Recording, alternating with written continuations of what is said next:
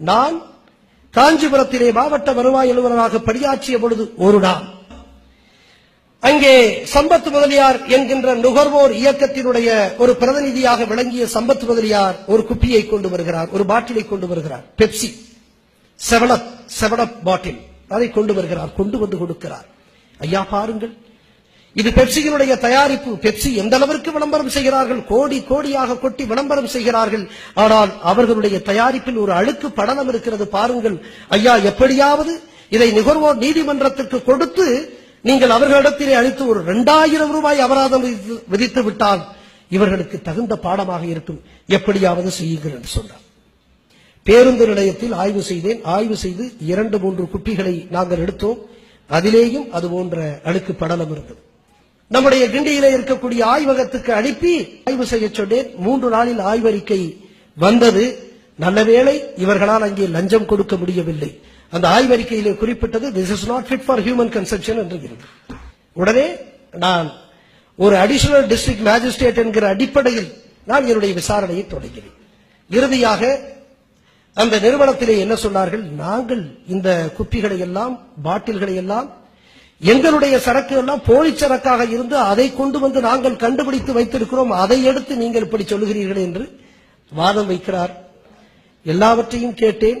பிறகு மாவட்ட காவல் கண்காணிப்பாளருக்கு செய்தி அனுப்பினேன். ஏதாவது இந்த நிறுவனம் பெப்சி நிறுவனம் ஏதாவது போலி அந்த குளிர்பானங்களை பிடித்து அதற்காக நடவடிக்கை எடுக்க சொல்லி உங்களிடத்திலே புகார் அனுப்பி இருக்கிறதா என்று கேட்டேன். மாவட்ட காவல் கண்காணிப்பாளர் சொன்னார், அப்படி ஒரு புகாரை இதுவரைக்கும் பெப்சி அளிக்கவில்லையே என்று சொன்னார். அதை வைத்துக் கொண்டு இறுதியாக முடிவெடுத்தேன். ஆங்கிலத்திலே ஒரு நாள் இரவு முழுவதும் உட்கார்ந்து 14 பக்கத்திற்கு ஒரு ஆங்கிலத்திலே உத்தரவை பிறப்பித்தேன். உத்தரவை பிறப்பித்து யாருக்குமே தெரியாது, மாவட்ட ஆட்சித்தலைவருக்கு கூட தெரியாது. உத்தரவை பிறப்பித்தேன்.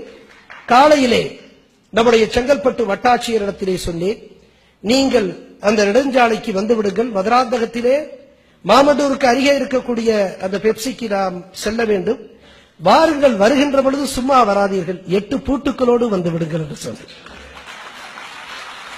பாருங்கள், எதிரே இருக்கக்கூடிய நிறுவனம் அவர்களுடைய தயாரிப்பு மனிதர்கள் அருந்துவதற்கு உகந்ததாக இல்லை என்று சொல்கிறார்கள் அறிக்கை. அந்த அடிப்படையிலே ஒரு உத்தரவை பிறப்பித்திருக்கிறேன். என்ன உத்தரவு ஐயா? பூட்டு போட வேண்டும் என்று சொன்னேன். அவர் பயந்து வைத்தார். ஐயா ஐயா ஐயா கலெக்டர் கிட்ட கேட்டுக்கலாம். கலெக்டர் கிட்ட கேட்டா கதையெல்லாம் நடக்காது, நடக்காது, முடியாது, நிச்சயமா முடியாது. அவர் எப்படி அனுமதிப்பாரு? அதெல்லாம் நீங்க படிச்சிருங்க, உத்தரவு போட்டாச்சு, இனிமே நீங்க பின்வாங்கினீங்கன்னா சிக்கல்.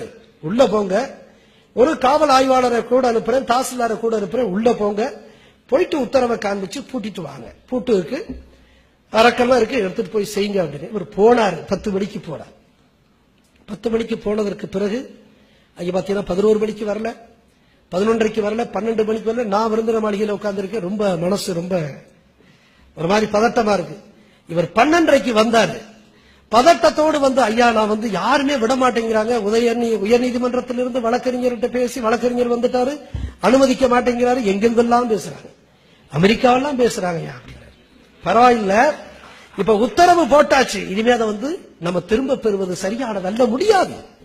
எனவே சொல்லுங்க, வேற வழியே இல்ல, ஒத்துழைக்க சொல்லுங்க, இல்லை என்றால் கைது செய்ய வேண்டிய நிலைமை ஏற்படும் என்று சொல்லுங்க. கைது செய்ய வேண்டும். அப்படியே போய் சொன்னார்கள். அவர்கள் ஒத்துழைத்தார்கள். 8 பூட்டு போட்டு பெப்சி ஆலை மூடப்பட்டது 1999 மே மாதம். அது மட்டுமல்ல, ஒரு ஆலை மட்டும் மூட, என்னுடைய மாவட்டத்திலேயே பெப்சியினுடைய தயாரிப்பை விற்கக்கூடாது என்று உலகத்திலேயே முதன்முறையாக பெப்சிக்கு தடை ஏற்பட்டது. ஒரு சாதாரண அதிகாரி நேர்மையினுடைய உச்சத்திலே இருந்தால், சட்ட அறிவும் இருந்தால், எப்படி ஒரு பன்னாட்டு நிறுவனத்தையே எப்படி நிர்மூலமாக்க முடியும் என்பதற்கு இது ஒரு சாட்சி என்பதற்காக சொல்லுகிறேன்.